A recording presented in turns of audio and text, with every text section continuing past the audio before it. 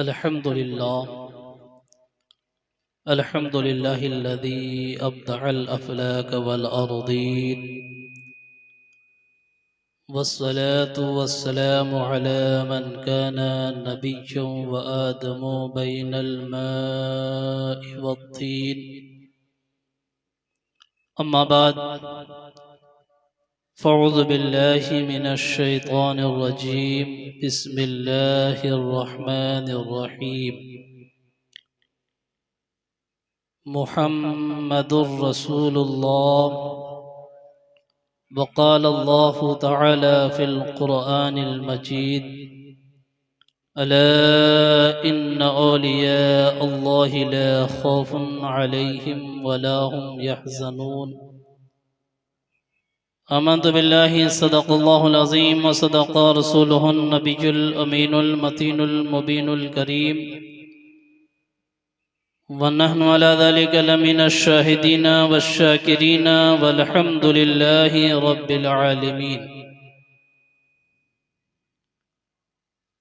क़ादरी कर क़ादरी रख क़ादरियों में उठा, क़द्र अब्दुल क़ादिर कुदरत नुमा के वास्ते गौसे आज़म बामने बेसरो समा मददे क़िबला दी मददे काबए ईमा मददे ली खमसतुन उतफ़ी बिहा हर्रल वबाई वल हातिमा अल मुस्तफ़ा वल मुर्तज़ा वब्नहुमा वल फ़ातिमा।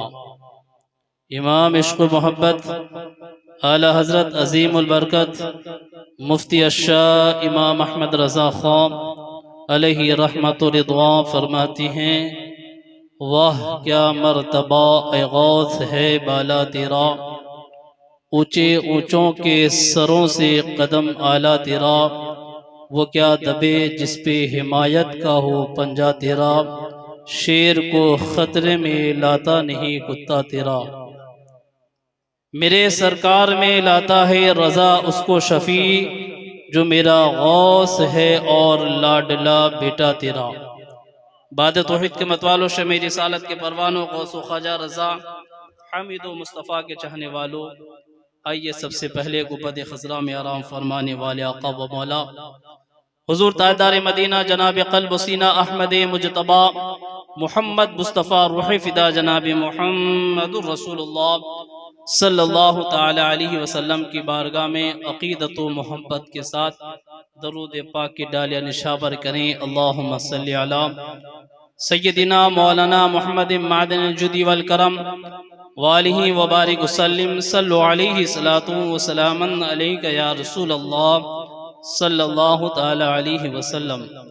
अज़ीज़ान मिल्लत इस्लामिया, अल्लाह रब्बुल इज़्ज़त कुरान मुक़द्दस में इरशाद फरमाता है, मुहम्मदुर रसूलुल्लाह, मुहम्मद अल्लाह के रसूल हैं।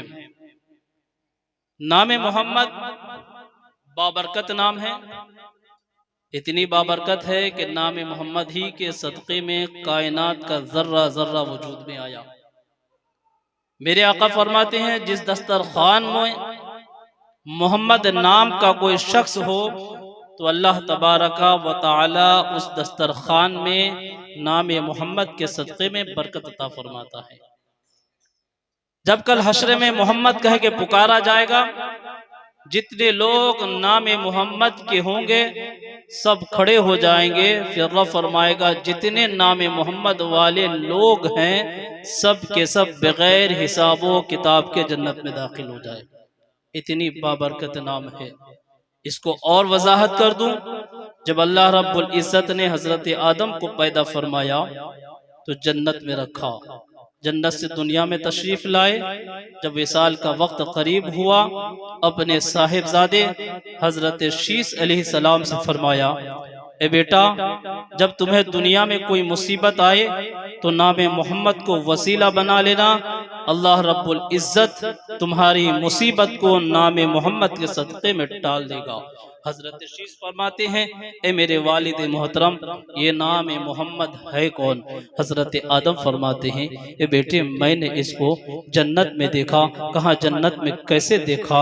हजरत आदम फरमाते हैं, ए मेरे बेटे, जब अल्लाह तबारक व तआला ने मुझे पैदा फरमाया, मेरे जिस्म में रूह को डालने लगा, जब रूह मेरे सर पर आई तो मैंने सर को आसमान की तरफ उठाया, यानी अर्श इलाही की तरफ देखा, तो मैं क्या देखता हूँ कि वहाँ पे लिखा है ला इलाहा इल्लल्लाह मुहम्मदुर रसूलुल्लाह। तो बेटा मैंने समझ गया कि नबी का नाम, जब इसने प्यारा शख्स का नाम रब के नाम के साथ मिला हुआ है, ये कोई आम बंदा नहीं बल्कि अल्लाह का महबूब बंदा होगा, अल्लाह का बरगुसीदा बंदा होगा। तो मैंने रब से फरमाया, ऐ मालिक के परवरदिगार, जब आपके नाम मुबारक के साथ ये दूसरा नाम किसका है? तो मेरा रब ने फरमाया, ऐ आदम, ये तेरे ही औलाद से होंगे और आखिरी नबी होंगे, इन्हीं का नाम मोहम्मद होगा।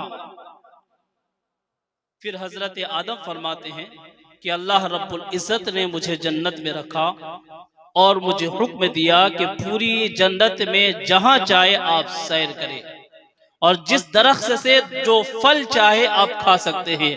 अजीजान मिल्लत इस्लामिया, हजरत आदम अलैहिस्सलाम से रब ने फरमाया, वला तक़रबा हादिहि शजरता, पूरी जन्नत आपके इख्तियार में है, जहां चाहे जाएं, जो चाहे खाएं, मगर इस दरख्त के करीब तक ना जाना, फल खाने की तो दूर की बात।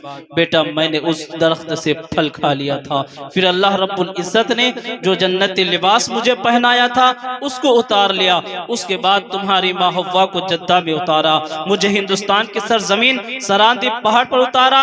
बेटा जब मुझे उतार दिया तो मैं इस लग़ज़िश पर 300 साल तक रोता रहा, आंसू बहाता रहा था, आंसू बहाता रहा। अज़ीज़ान मिल्लत इस्लामिया, तफसीर में आता है कि हजरत आदम अलैहिस्सलाम के आंसुओं को अगर इकट्ठा कर दिया जाता तो वह आंसुओं का समंदर बन जाता, आंसुओं का एक सैलाब बन जाता। मगर बेटे मैं रोता रहा, रोता रहा। तारीख में यह भी आता है कि हजरत आदम के रोना को देखकर हजरत जिब्राइल को रोना आ गया। जब हजरत जिब्राइल को रोना आ गया, बारगाह इलाही में दुआ करने लगा, ऐ मालिक के परवरदिगार, अब तो हजरत आदम को माफ फरमा दे, उनकी खताओं को माफ फरमा दे।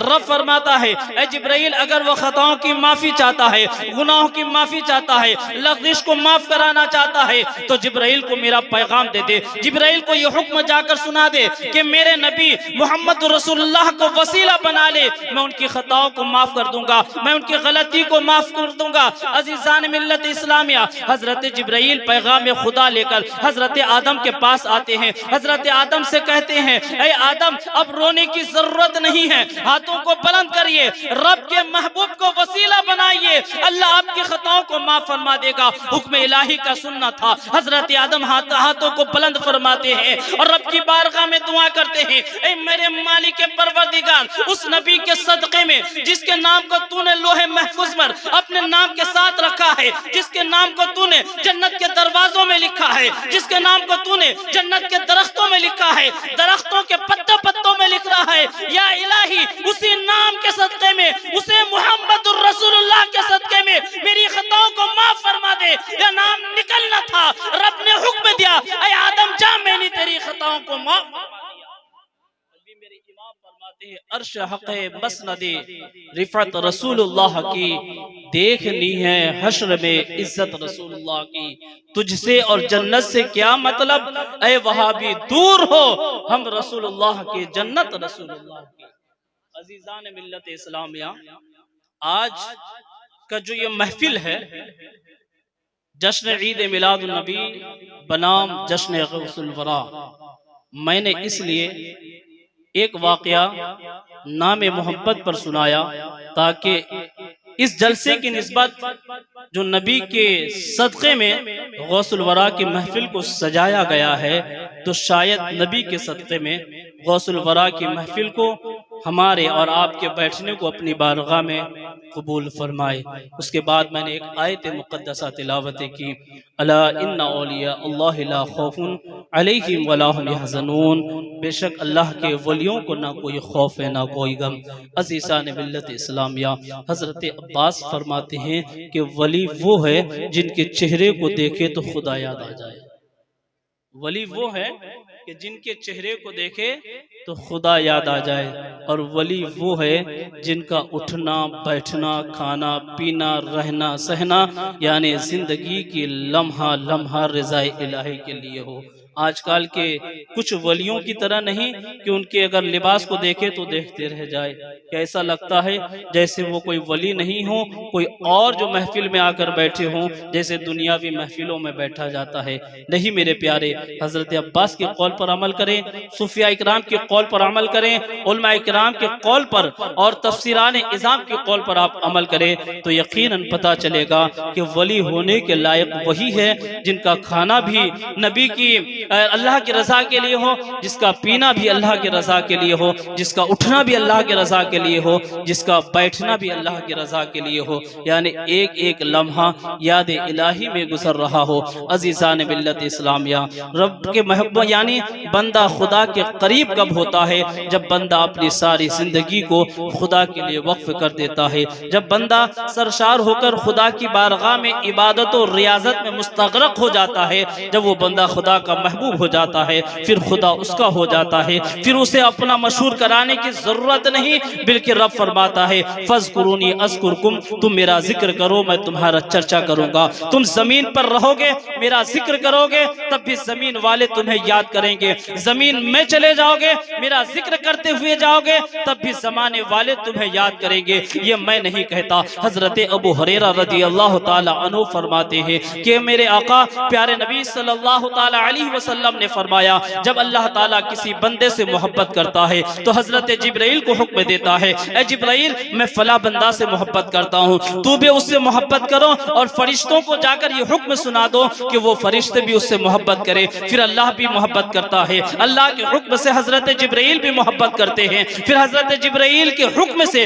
तमाम फरिश्ते मोहब्बत करते हैं, फिर इनके चर्चे को अल्लाह तबारक व तआला जमीन वालों में फैला देता है और कहता है जमीन वालों जिससे मैं मोहब्बत करता हूँ फरिश्ते मोहब्बत करते हैं, तुम भी उससे मोहब्बतें करो। तो जब रब राजी होता है फिर सारी कायनात उस बंदे से मोहब्बत करने लगता है, फिर जब रब जिससे नाराज हो जाता है मेरे प्यारे, फिर देखिए उसका क्या हश्र होता है। रब फरमाता है ए जिब्राइल मैं इससे नफरत करता हूँ, तू भी इससे नफरत करो और फरिश्तों को भी इससे नफरत करने का हुक्म दो, और जमीन पर जितने मखलूक है सबको यह हुक्म सुना दो कि वो भी उससे नफरत करे।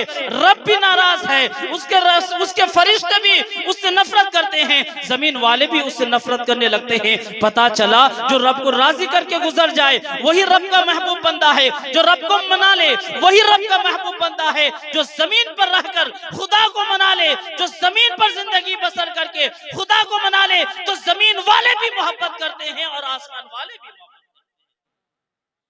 आज जिसकी महफिल को हम सजाए हैं बड़े पीर दस्तगीर सैयदुना शेख अब्दुल कादिर जिलानी अल मारूफ गौसे आजम रज़ी अल्लाह ताला अन्हु हैं। अजीजान मिल्लत इस्लामी, आप जानते हैं इनकी सीरत का मुताला करें, इनकी जिंदगी का मुताला करें तो आपको अंदाजा लगेगा कि गौसे आजम ऐसे ही गौसे आजम नहीं बने। एक बड़े अंग्रेज कहते हैं, वो कहता है कि give me great mother I will give you great nation, यानी अगर आप हमें अच्छी माएँ देंगे तो मैं आपको अच्छी कौम दूंगा। कहने का मतलब क्या है कि माएँ अगर अच्छी होंगी तो आने वाले नस्ल भी अच्छे होंगे। माँ अगर दीनदार है, नेकुकार है, अल्लाह उसके रसूल के ताबेदार है, सलात सौम के पाबंद है, तो बेटे भी नूरुद्दीन जंगी बनते हैं, कहीं सलाहुद्दीन अय्यूबी बनते हैं, कहीं मोहम्मद बिन कासिम भी पैदा होते हैं, कहीं सैयद शाह मनव्वर अली भी बनते हैं, गौसे आजम भी बनते हैं, ख्वाजाए आजम भी बनते हैं। यानी परवरिश का नतीजा ये माँ के आगोश से शुरू होता है और लहद में जाकर खत्म होता है। हजरत गौसे आजम रज़ी अल्लाह ताला अन्हु के वालिद मोहतरम का नाम है शेख अबू साले जंगी दोस्त अलैहि रहमा। ये कोई आम बुजुर्ग नहीं बल्कि अपने वक्त के कामिल बुजुर्ग थे। अजीजान मिल्लत इस्लामिया, एक दफा हजरत शेख अबू साले जंगी दोस्त यानी हजरत गौसे आजम के वालिद मोहतरम अल्लाह की इबादत और रियाजत के लिए दरिया के किनारे सैर कर रहे थे, गुजर रहे थे, काफी दिन का अरसा गुजर गया, फाका पे फाका किए, भूख की शिद्दत हुई, कुछ खाने का तलब हुआ, तो देखते क्या है, नहर से एक सेब बहता हुआ आ रहा है। बड़ा खुशनुमा और बड़ा खूबसूरत सेब था। गौसे आजम के वालिद मोहतरम उस सेब को उठा लेने के बाद उस सेब को खा लेते हैं। खा लेने के बाद दिल में ख्याल आता है, पता नहीं ये सेब किसका था, मैंने बिला इजाजत सेब को खा लिया। तो जिस तरफ से ये सेब बहकर आया था, उसी तरफ अपने सफर के आगाज को करते हैं। कुछ मील तय करने के बाद सेब का एक बाग नजर आता है। मेरे प्यारे, जब देखते हैं एक बाग नजर आता है तो दिल में ख्याल आता है, यही बाग का इसी बाग का वो सेब था जिसे मैंने खाया। फिर आगे चलकर देखते हैं, उस बाग के जो सेब के पेड़ हैं, उसकी शाखें नहर के ऊपर सेबों से भरे हुए हैं। यकीन कामिल हो जाने के बाद बागबान के करीब वो पहुंचते हैं। पहुंचने के बाद बागबान से साहिब बाग के बारे में पूछते हैं, बता इस बाग का मालिक कौन है। वो फरमाते, इस बाग का मालिक फला जगह है, जाइए, उनका नाम अब्दुल्ला सौमी अलैहि रहमा है, उससे आपकी मुलाकातें हो जाएंगी। हजरत गौसे आजम के वालिद मोहतरम वहां पहुंचते हैं। वहां पहुंचने के बाद सारा वाकया बयान करते हैं। और हजरत अब्दुल्ला सौमी, जो हजरत गौसे आजम के नाना जान है, ये भी अपने वक्त के एक कामिल बुजुर्ग थे, ये भी कोई आम नहीं थे। मेरे आका फरमाता, इत्तकू फिरासतल मुमिनीन, मोमिन की फिरासत से डरा करो। जब गौसे आजम के वालिद मोहतरम ने वाकया को बताया तो अपनी फिरासत से समझ गए कि आने वाला शख्स कोई आम नहीं बल्कि वक्त का एक कामिल बुजुर्ग नजर आ रहे हैं। उसने कहा, ठीक है, मैं आपके सेब को खाना माफ कर दूंगा, मगर कुछ शर्त हैं। कहा, शर्त बताइए। कहा, ये मेरा बाग है, इसकी इतने दिनों तक आपको बागबानी करनी होगी, इसका देखभाल करना होगा, इसकी रखवाली आप करेंगे, इसकी हिफाजत आप करेंगे। का उसके बाद आपके सेब के खाने को मैंने माफ कर दूंगा।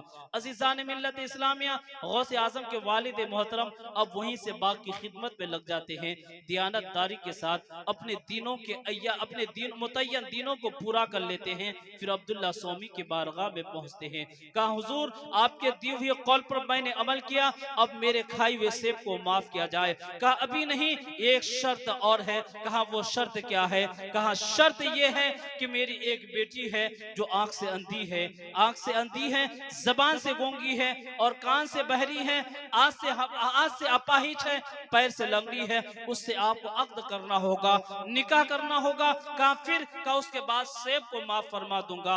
अजीजान मिल्लत इस्लामिया, जब हजरत शेख अबू साले जंगी दोस्त अलैहि रहमा ने उनकी बातों को सुना तो उनकी अंदर से सिसकियां निकलने लगी।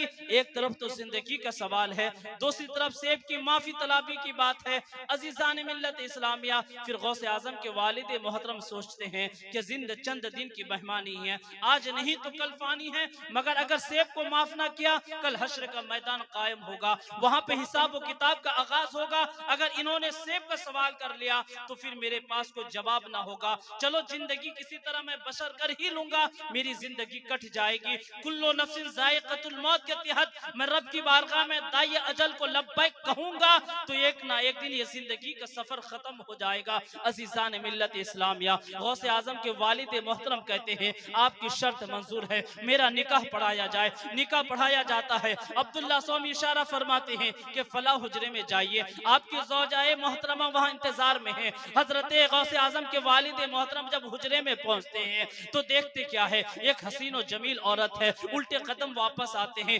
इत्तकू फिरासतल मुमिनीन, मोमिन की फिरासत से डरा करो। अजीजान मिल्लत इस्लामिया, अब्दुल्ला सौमी उनके पलटने को समझ जाते हैं और वहीं से आवाज लगाते हैं, ए शेख अबू साले जंगी दोस्त, यहाँ पलटने की जरूरत नहीं है, वो हुजरा आप ही का है। कहा, हुजूर नहीं, जिस सिफतें आपने बताई थी वो औसाफ उसके अंदर मौजूद नहीं है, वो मेरी अहलिया नहीं है। कहा, नहीं, वो आपकी अहलिया है। कहा, फिर ये औसाफ कहाँ चले गए हैं। कहा, औसाफ बताने का मकसद ये था, मैंने कहा था मेरी बेटी आंखों से अंधी है, इसका मतलब ये था कि आज तक कभी मेरी बेटी ने गैर महरम मर्दों को देखा नहीं, इसलिए आंख से अंधी है। मैंने कहा था जबान से गूंगी है, इसलिए कहा था कि आज तक कभी जबान से खिलाफ खिलाफ शरीयत कोई बात कही नहीं है, इसलिए वो जबान से गूंगी है। मैंने कहा था कान से बहरी है, इसलिए कहा था कि इस कान से कभी खिलाफ शरअ कोई बात सुनी नहीं, इसलिए कान से बहरी है। हाथ से अपाहिज, इसलिए कहा था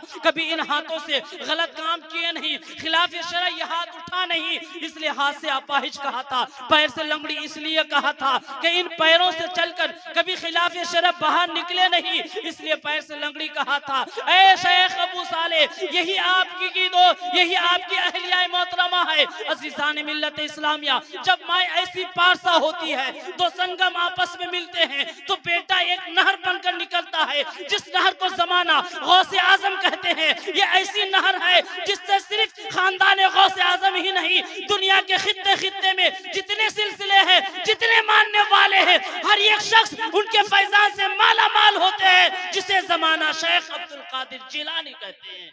मेरे इमाम कहते हैं वाह क्या मर्तबा ए गौस है बाला तेरा, ऊंचे ऊंचों के सरों से कदम है आला तेरा।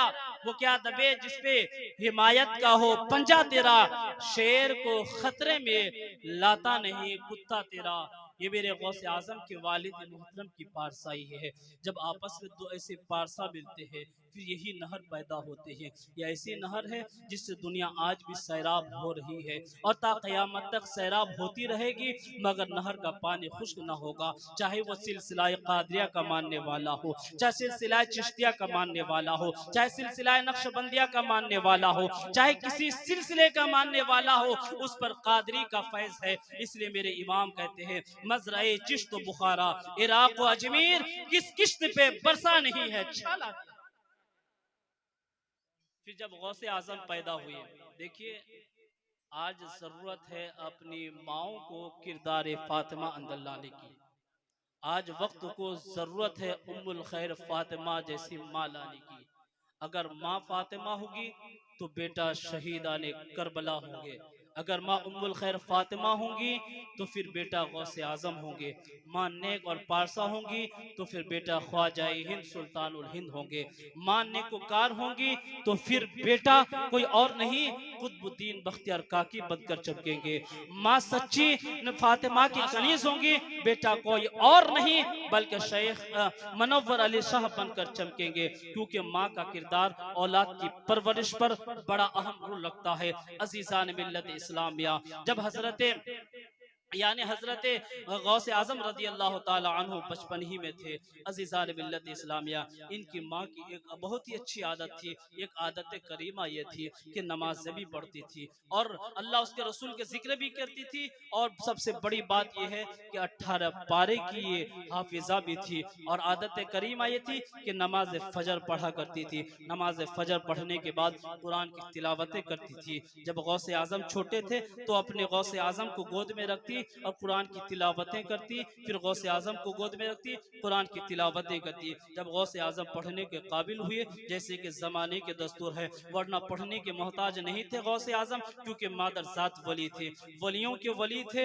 यानी बाप भी वली, दादा भी वली, बेटा भी वली, और हो क्यों ना जिसका नाना नबियों का सरदार हो, जिसका नाना इमामुल अंबिया हो, उसका वली, उसका नवासा वलियों के सरदार क्यों नहीं बन सकता है। जब पढ़ने के काबिल हुए, मकतब में उनके वालिद मोहतरम लेकर पहुंचे और उनसे कहा, उस्ताद मोहतरम ने कहा बेटा पढ़ो औज़ु बिल्लाहि मिनश शैतानिर रजीम। गौसे आजम ने पढ़ा औज़ु बिल्लाहि मिनश शैतानिर रजीम, कहा बेटा पढ़ो बिस्मिल्लाहिर रहमानिर रहीम। गौसे आजम पढ़ने लगे बिस्मिल्लाहिर रहमानिर रहीम, कहा अल्हम्दुलिल्लाहि रब्बिल आलमीन। गौसे आजम से जब कहा पढ़ो बेटा अल्हम्दुलिल्लाहि रब्बिल आलमीन, गौसे आजम अल्हम्दु भी पढ़ते हैं, पहला पारा भी पढ़ते हैं, दूसरा भी पढ़ना शुरू कर देते हैं, तीसरा भी पढ़ते हैं, चौथा भी पढ़ते हैं, पांचवा भी पढ़ते हैं, छठा भी पढ़ते हैं, सातवां भी पढ़ते हैं, आठवां भी पढ़ते हैं, नौवां भी पढ़ते हैं, 10वां भी पढ़ते हैं, 11वां पढ़ते हैं, 12वां पढ़ते हैं, 13वां पढ़ते हैं, 14वां पढ़ते हैं, 15वां पारा पढ़ते हैं, 16वां पारा पढ़ते हैं, 17वां भी पढ़ते हैं, 18वां पढ़ने के बाद सांस लेते हैं। उस्ताद मोहतरम की हैरानी का आलम नहीं है,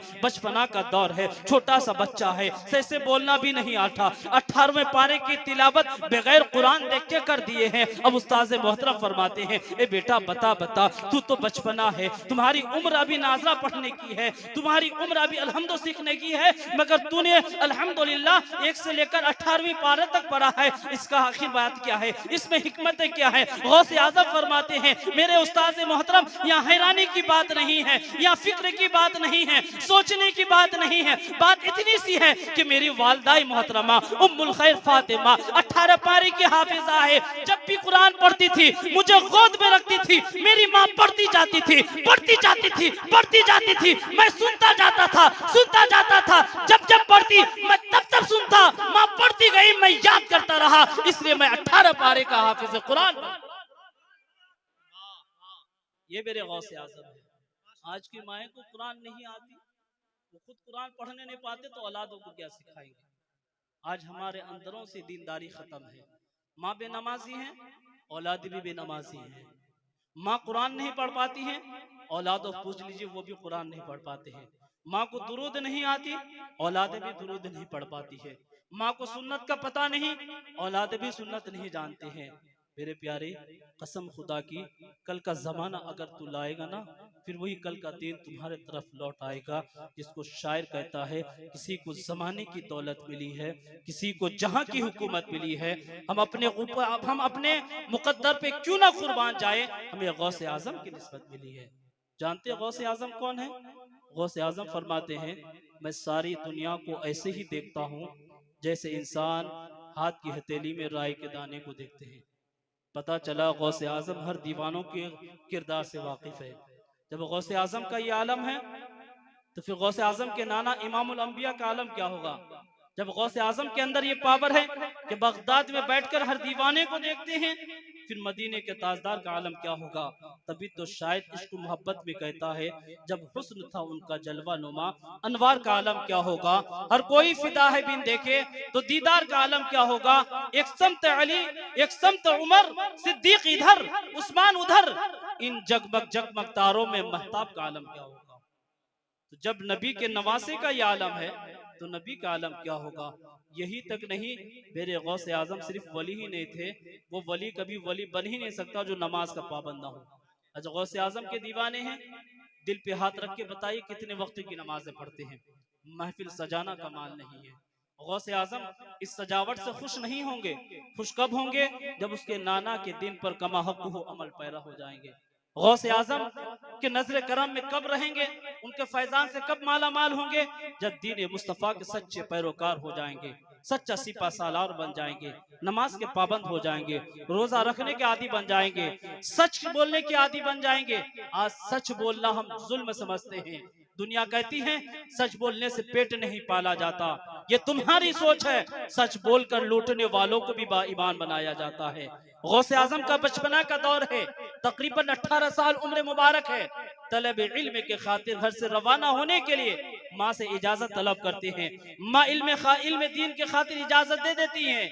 जब काफिला जिलान से निकलकर उस काफिले के हमरा जब गौसे आजम सफर शुरू करते हैं, मकाम हमदान में जब पहुंचते हैं, मेरे प्यारे आपको पता है वहां डाकुओं का एक अड्डा था। वो पहाड़ से डाकू नीचे आते, पूरे काफिला में जितने लोग हैं तमाम लोगों के साजो सामान को छीन लेता है, लूट लेता है। एक डाकू मेरे गौसे आजम के करीब पहुंचता है और कहने लगता है, चेहरे मुबारक को देखकर कहता है, ए साहिबजादे बता तुम्हारे पास भी कुछ है? गौसे आजम फरमाते हाँ है। कहा क्या है? कहा 40 दिनार है। कहा कहाँ है? कहा कोट के आस्तीन में है। वो सरदार डाकुओं के सरदारों का जो डाकू था, जो नौकर था, वो कहता है बच्चा है शायद मजाक करता होगा। वो चले जाते हैं। एक दूसरा डाकू आता है, कहा साहिबजादे बता तुम्हारे पास कुछ है? कहा हाँ है। कहा क्या है? कहा 40 दिनार है। कहा कहाँ है? कहा कुबा के आस्तीन में, यानी कोट के आस्तीन में है। वो भी डाकू समझता है कि गौसे आजम ये साहिबजादे मजाक करते होंगे। सारा काफिला का सामान लूटने के बाद पहाड़ पर चले जाते हैं। पहाड़ पे जाने के बाद कहते हैं, और डाकुओं के सरदार जब तमाम डाकुओं से कहते हैं कि सारे काफिला को तूने लूट लिया, किसी के पास कुछ सामान तो नहीं है, फिर लूटे हुए सामान को तकसीम करने लगते हैं, तो एक डाकू कहता है ए मेरे सरदार, एक बच्चा है, बड़ा खूबसूरत है, बड़ा प्यारा है, बड़ा हसीन और जमील है। मैंने उससे पूछा तुम्हारे पास कुछ है? कहा हाँ है। कहा क्या? कहा 40 दिनार है। वो जगह भी बता रहे हैं। मैंने सोचा बच्चा है, मजाक कर रहा होगा। मैंने तलाश नहीं किया, इतने में दूसरा डाकू कहता है हाँ हाँ हमारे सरदार, मैंने भी पूछा, मुझे भी यही जवाब दिया। अब डाकुओं के सरदार कहता है उस बच्चे को मेरे पास लाया जाए। गौसे आजम 18 साल की उम्र मुबारक है, उनको डाकू के सरदार के पास लाया जाता है। डाकू का सरदार कहता है ऐ साहिबजादे बता तुम्हारे पास भी कोई सामान है, तुम्हारे पास भी मालो जर है? गौसे आजम फरमाते हाँ हाँ है। कहा क्या है? कहा 40 दिनार है। कहा कहाँ है? कहा कोट के आस्तीन में है। डाकुओं के सरदार हुक्म देता है इनके कोट के आस्तीन को चाक किया जाए, उसको फाड़ा जाए। जब फाड़ा जाता है देखते क्या है कि यकीनन 40 दिनार है। अजीजान मिल्लत इस्लामिया, अब डाकुओं के सरदार कहता है कि ए बच्चे बता, तू चाहता तो माल को छुपा लेता, तू चाहता तो माल को बचा लेता। जमाना डाकुओं से माल को छुपाता है, माल को बचाता है, मगर तुम्हारे सच बोलने की हिकमत क्या है, इसमें बातें क्या है? मेरे प्यारे गौसे आजम के जवाब को समाप्त करें, गौसे आजम को अपने दिल की तख्ती पे लिख ले। मेरे गौसे आजम फरमाते हैं ए डाकुओं के सरदार सुनो सुनो, मेरी माँ की नसीहत है, मेरी माँ की नसीहत है। मेरे माँ ने मुझसे वादा लिया था बेटा मुसीबत जितनी बड़ी आ जाए, परेशानी जितनी बड़ी आ जाए, कभी झूठ बोलना नहीं। मैंने उसी नसीहत को अपने दिल की तख्ती पर लिख लिया है। चाहे कुछ भी हो जाए, सामान लुट जाए, जिंदगी खत्म हो जाए, कोई कत्ल कर दे, कोई किसी हाल पर ला दे, कभी झूठ नहीं बोलूंगा। मैंने माँ से वादा किया है। इतना कहना था, डाकुओं के सरदार जारो कतार रोने लगता है और गौसे आजम से कहने लगता है ऐ साहिबजादे, तू माँ से किए हुए वादा के खिलाफ नहीं गया, माँ से किए वादा के खिलाफ नहीं किया, माँ की नसीहत को नहीं बोला। हम कितने गुनहगार हैं, रब ने हमें जब से पैदा फरमाया है तब से उसकी नाफरमानी कर रहे हैं। कभी नमाज़ें नहीं पढ़ी, कभी रोजा नहीं रखा, कभी सही काम नहीं किया, हमेशा लूट कर खाया, हमेशा इंसान को परेशान किया। ऐ साहिबजादे, यकीनन तू कोई आम बच्चा नहीं है, अपने हाथ को बढ़ा दे, मेरे हाथ को रख ले। मैं दिल से तौबा करता हूँ, आज से डाका नहीं डालूंगा। अपने ईमान की हिफाजत करके मैं अपने ईमान को बचाकर रब को राजी करूंगा। जब डाकुओं के सरदार ने तौबा किया ना, फिर उनके साथ जितने साथी थे वो कहने लगे कि सरदार जब डाका डालते थे, लूटते थे, उस वक्त आप हमारे सरदार थे, तौबा करने में भी हमारे सरदार है। हम भी गौसे आजम के हाथ में हाथ रखकर दिल से तौबा करते हैं कि आज के बाद कभी किसी काफिला को नहीं लूटेंगे, किसको परेशान नहीं करेंगे। तारीख बताती है, रिवायतों में आता है कि उस दिन गौसे आजम के दस्ते मुबारक पर एक लोग नहीं, दो लोग नहीं, 10-20 नहीं, 30-40 नहीं, 50 नहीं, बल्कि 60 लोग गौसे आजम के हाथ पर हाथ रखकर, तो गौसे आजम के हाथ पे हाथ रखकर तौबा करते हुए अल्लाह की रजा की वादा फरमाते हैं। तारीख बताती है वो 60 लोग अब आम न रहे, बल्कि वक्त के एक वली कामिल बनकर चमक। निगाहे वली में वो तासीर देखी, बदलती हुई हजारों की तकदीरें देखी। एक सच ने 60 लोगों को तौबा करने पर मजबूर कर दिया। अगर हम सारी जिंदगी सच बोल ले तो क्या रब हमसे राजी ना होगा? गौसे आजम के नजर करम पे हम ना होंगे, मगर हमारा ये किरदार बन चुका है, हमारा अकीदा बन चुका है। जब तक हम झूठ नहीं बोलेंगे तब तक हमारे पेट नहीं पलेगी। नहीं मेरे प्यारे, सच की इतनी बरकतें हैं, इतनी बरकतें हैं, बोल के तो देख ले, फिर बताने की जरूरत नहीं पड़ेगी। और झूठ की इतनी नहूसत है, मेरे आका फरमाते हैं इन्नल किज़्बा फुजूरुन व इन्नल फुजूरा यहदी इलन नार। झूठ फिस्क फजूर है और फिस्क फजूर इंसान को जहन्नम की तरफ ले जाता है। ये झूठ जो है ये तमाम गुनाहों की माँ है, माँ जड़ है। एक इंसान कभी देखिए, एक सच को छुपाने के लिए हजारों झूठ का सहारा लेता है, मगर दूध का दूध पानी का पानी हो ही जाता है। मेरे प्यारे, यकीनन गौसे आजम के महफिल में आए हैं तो कुछ लेकर जाइए, कम से कम इतना तो कर लीजिए कि हम भी उसी तरीके से जैसे काफिलाए मकाम हमदान में काफिलाए गौसे आजम को लूटा गया था, एक सच ने 60 लोगों को तौबा पर मजबूर कर दिया था, निगाह गौस परी, वक्त के वली बन गए, आज महफिल में आए हैं। इंशाअल्लाह हम हमेशा सच बोलेंगे तो मेरा दावा है कि हमेशा गौसे आजम के नजर करेंगे। आज हम गौसे आजम की महफिल में है ना, नमाज के भी पाबंद नहीं है। कोई तारीख मुझे बता दे कि गौसे आजम से कभी किसी वक्त की नमाज क़ज़ा हुई हो, चाहे सफ़र में हो, हजर में हो, भूख में हो, प्यास में हो, हर वक़्त रज़ाए इलाही के लिए नमाजें पढ़ते रहे। तारीख ये भी आती है जब भूखे रह रहकर कमज़ोर हो जाते तो दरिया के किनारे, दरिया दजला के किनारे जो घास फूस होते थे उसको गौसे आजम इतना खा लेते कि ताकत मिल जाए ताकि हम रब की इबादतें कर सकें। ये तारीख बताती है। आप जानते हैं गौसे आजम जिसके बारे में हजरत अबुल फत हरवी अली रहमा फरमाते हैं कि मैं गौसे आजम की खिदमत में 40 साल तक रहा और उस 40 साल में मैंने क्या देखा कि ईशा के वजू से नमाज फजर पढ़ा करते थे। कौन? गौसे आजम। उसके बाद फरमाते हैं मैंने 15 साल तक गौसे आजम को इस हालत में देखा कि पूरी पूरी रात कुरान मुकद्दस की तिलावत फरमा देते थे और 12 साल तो इस हालत में देखा कि एक पैर पर खड़े होकर पूरे पूरे कुरान की तिलावतें कर लेते थे और एक एक रात में एक एक हजार नफल इबादतें करते थे। उसके बावजूद एक मादरजात होली वली होने के बावजूद इतनी इबादतें जब खाना काबा में पहुंचे गिलाफ काबा को पकड़कर रोने लगे। शेख सादी फरमाते हैं गौसे आजम फरमा रहे थे कि मालिक परवरदिगार मेरी इबादतों को, मेरी नेकियों को अपनी बारगाह में कबूल फरमा ले। अगर तू कबूल नहीं किया तो फिर मैदान महशर में मुझे इस हालत में उठाना, मैं अंधा बनकर रहूं ताकि तेरे नेक बंदों को देखकर शर्मसार ना हो जाऊं। ये आलम है। कौन? मादरजात वली गौसे आजम जो वलियों के सुल्तान है। मेरे मौला इस हालत में उठाना, अगर मेरी इबादतों को तो कबूल ना करे, अंधा बनाकर उठाना ताकि तेरे नेक बंदे जो मैदान महशर में हो मैं उस वक्त शर्मसार ना हूं। तो लोगों ने कहा ए हसीन और जमील चेहरे वाले, आखिर तू कौन है, कहां से आया है, रब को इस तरह रो रो कर मना रहा है। शेख सादी फरमाते कोई जवाब नहीं। फिर दूसरी बार गौसे आजम यही दुआ करने लगा, ए मालिक के परवरदिगार मेरी इबादतों रियाजत को अपनी बारगाह में कबूल फरमा। अगर तूने कबूल नहीं किया है तो फिर मुझे कल हश्र में जब कब्र से उठाना तो अंधा बनाकर उठाना ताकि तेरे नेक बंदों के सामने शर्मसार ना हो। फिर पूछने वाले ने कहा ए बंदे, ए खुदा को रो रो कर मनाने वाले, आखिर तू कौन है, कहां से आया है? तो गौसे आजम जवाब देता, ए जमाने वालों, मेरा नाम पूछने वालों, मेरा मकाम और पता पूछने वालों, सुनो सुनो, अना अब्दुल कादिर जिलानी बगदादी, मेरा नाम अब्दुल कादिर जिलानी है, मैं बगदाद से आया हूँ, अपने रब को रो रो कर खाना काबा में मना रहा हूं।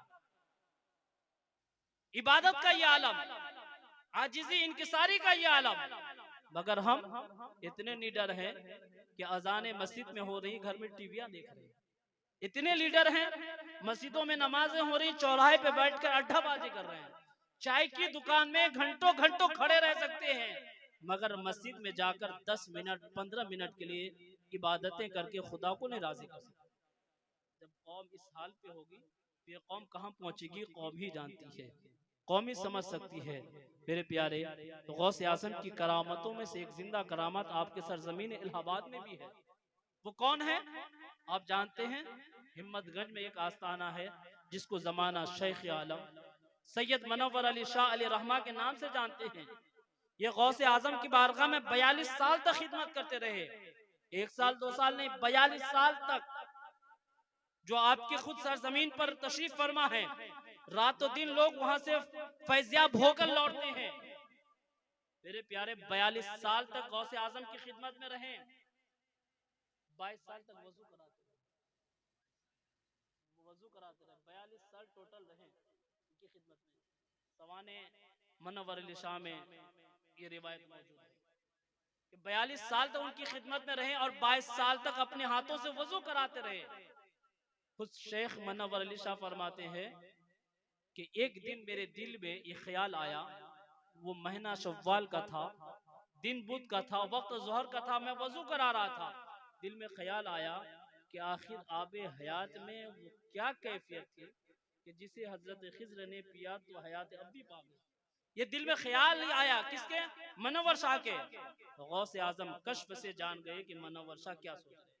कहा मनव्वर क्या सोच रहे हो? कहा हुजूर आबे हयात के बारे में सोच रहा हूँ कि हजरत खिज्र ने पिया तो हयात अब्दी पा गए। काफी सोच क्या रहे हो? ये जो वजू के पानी टपक रहे हैं ये भी किसी आबे हयात से कम नहीं है। इतना कहना था कि गौसे आजम के जिस्म अथर से जो पानी टपकने लगा था, जो पानी गिर रहे थे, एक एक कतरे को मेरे मनोवर पीने लग गए। फरमाते अगर मुझे ना रोकते तो मैं और पीता रहता। तकरीबन मेरी उम्र उस वक्त 50 साल थी और 650 साल मुझे अगर कहीं और से नहीं गौसे आजम के दर से मिली। ए बाबू तुम लोग क्या कर रहे हो वहां? बंद करो, आगे इतनी ठंडी नहीं है। चलो आओ स्टेज पे बैठो। 1 रुपए 2 रुपए में महफिल नहीं सजाए हो यार, वो छोड़ दो, चाय कोई ना पिएंगे। इधर आओ, महफिल में आओ। फिर फायदा ही क्या हुआ है? नाम के लिए क्यों, तो क्या फायदा? ऑर्केस्ट्रा करा देते, बहुत नाम होता है, एक भी कुर्सियां ना रहती। आइए एक मरतबा दुरूद पाक पढ़े। अल्लाहुम्मा सल्ली अला सय्यिदना मौलाना मुहम्मद मादनिल जुद वल करम व आलिहि व बारिक वसल्लम सल्लु अलैहि सलातु व सलाम अलैका या रसूल अल्लाह सल्लल्लाहु ताला अलैहि वसल्लम। अजीज़ान मिल्लत इस्लामिया, हजरत गौसे आजम के दरबार से हजरत सैयद शाह मनोवर अली को 1 साल की 2 साल की उम्र नहीं बल्कि 650 साल की उम्र मिली है, जिनकी उम्र तकरीबन 700 साल से कुछ है। ये मेरी मनोवर की उम्र है और मैंने मनोवर खुद कहते हैं ये जायद उम्र जो मुझे मिली है ये किसी और के दरबार से नहीं, गौसे आजम के दरबार से मिली है। जब वलियों के सरदार का ये आलम है तो नबियों के ताजदार का आलम क्या होगा? नबियों के ताजदार का आलम क्या होगा? मेरे प्यारे नारों के साथ में इस्तकबाल करें। देखें मुफ्ती फैयाज साहब के बिला शहर इस्लाम जनाब मोहतरम हाजी नफीस साहब के बिला मोहतरम भाई माशाल्लाह नारों के साथ इस्तकबाल करें। नारे तकबीर, नारे रिसालत, जश्न ईद मिलादुन नबी, मसलके आला हज़रत खतीब आज़म हिंदुस्तान हजरत अल्लामा मौलाना मुफ्ती फैयाज रिजवी साहब क़िबला बद्दसिल्लहुल आली तशरीफ फरमा है। इंशाअल्लाह अज़ीज़ चंद लम्हों के बाद हजरत की खिताबत होगी। आइए एक मरतबा जी लगाकर दुरूद पाक पढ़ ले। अल्लाहुम्मा सल्ली अला सय्यिदिना मौलाना मुहम्मद मातिल जुद वल करम वाली व बारिक वसल्लम सल्लु अलैहि सलातु व सलाम अलैका या रसूल अल्लाह सल्लल्लाहु ताला अलैहि वसल्लम। अज़ीज़ान मिल्लत इस्लामिया, जिनकी महफिल में हम बैठे हैं, हमारा अकीदा होता है कि साहिब महफिल भी तशरीफ लाते हैं। सुना है आप हर आशिक के घर तशरीफ लाए हैं, लाते हैं, मेरे घर में भी हो जाए चिराग या रसूल अल्लाह। अज़ीज़ान मिल्लत इस्लामिया, गौसे आज़म की महफिल सजाए हैं तो हमारा अकीदा है कि गौसे आज़म भी यहाँ पे शामिल हाल है। वो हमें देख रहे हैं, समाते फरमा रहे हैं। अज़ीज़ान मिल्लत इस्लाम में एक दफ़ा का वाक़या है कि गौसे आज़म की बारगाह में उनके एक मुरीद आते हैं और कहते हैं हुजूर कल दोपहर में खाने की दावत हमारे यहाँ है। गौसे आज़म उसको कबूल फरमा लेते हैं। फिर एक दूसरी मुरीद आते हैं, वो भी कहते हैं हुजूर कल खाने की दावत हमारे यहाँ है, उसको भी कबूल फरमा लेते हैं। रिवायत में आता है कि एक के बाद 70 मुरीदीन आते हैं, एक ही दिन एक ही वक्त में दावत ताम देकर जाते हैं और हर एक की दावत को मेरे गौसे आजम कबूल फरमाते हैं। अब जो मुरीद थे वो हैरान हो गए कि गौसे आजम एक दावत देने वाले 70 एक ही वक्त में मेरे गौसे आजम 70 के यहाँ कैसे पहुंचेंगे? तो गौसे आजम फरमाते हैं फिर हैरानी की क्या बात है, क्या सोच रहे हो? सोचने की जरूरत नहीं है, आंखों को बंद करो। वो दीवाने आंखों को बंद कर लेते हैं, कुछ लम्हे के लिए आंखें बंद रहती हैं, कहा खोलो। जब आंखें खोलते हैं तो सामने पीपल का पेड़ रहता है। मेरे गौस फरमाते पीपल के पेड़ को देख लो। जब वो पीपल के पेड़ को देखते हैं मेरे प्यारे, देखते ही रह जाता है, देखते ही रह जाता है। क्यों देखते रह जाता है? वो दीवाना कहता है पीपल के पेड़ पर जितने पत्ते हैं हर पत्ते पत्ते पर गौसे आजम नजर आ रहे हैं, हर पत्ते पत्ते पर गौसे आजम देख रहे हैं, हर पत्ते पत्ते पर गौसे आजम दिखाई दे रहे हैं। गौसे आजम फरमाते अब बता। का हुजूर अब बताने की कोई बात नहीं रही, बताने की कोई वजह नहीं है, अब क्या बोलूं? मेरे गौस फरमाते हैं जब हर पत्ते पे नजर आ सकता हूं तो क्या हर दीवानों के यहाँ जा नहीं सकता? जब गौसे आजम का ये आलम है कि हर दीवानों के यहाँ जा सकता है तो शायर कहता है जब इनके गदा भर देते हैं शाहाने जमाना की झोली, मुहताज का जब ये आलम है तो मुख्तार का आलम क्या होगा? जब मेरे गौस हर दीवाने के यहाँ जा सकते हैं तो फिर जिसकी महफिल आप सजाए हैं तो हमारा अकीदा है वो तशरीफ भी फरमा है, वो हमें देखते भी हमारे हरकतों से भी वाकिफ है। मेरे प्यारे, जो महफिल को सजाने का मकसद है मकसद ये है कि गौसे आजम की सीरत पर अमल किया जाए, नमाज की पाबंदी की जाए, सच बोलने की आदि बना ली जाए। ये नहीं कि जो जमाने का दस्तूर है उस पर अमल किया जाए कि सच बोले तो हमारा पेट ही नहीं पलता, झूठ बोले बगैर कारोबार नहीं चलता। नहीं प्यारे, कारोबार सिर्फ हम ही नहीं करते हैं, मेरे नबी भी कारोबार किए हैं, साहबा किराम ने की, और ये दुनिया कारोबारी ही पर चलती है। इसलिए मेरे प्यारे, कुछ पैगाम में लेकर जाए, अपनी झूठों से बाज आए, नमाज की पाबंद करें, तो यकीनन ये महफिल का सजाना, हमारा आना, आपका बैठना, फिर तो ये हमारे लिए ज़ही किस्मत है कि हर एक चीज़ रब की बारगाह में कबूल हो जाए। अल्लाह रब्बुल इज्जत से दुआ है कि हम तमाम मुसलमानों को गौसे आज़म के नक्श कदम पर चलने की तौफीक अता फरमाए।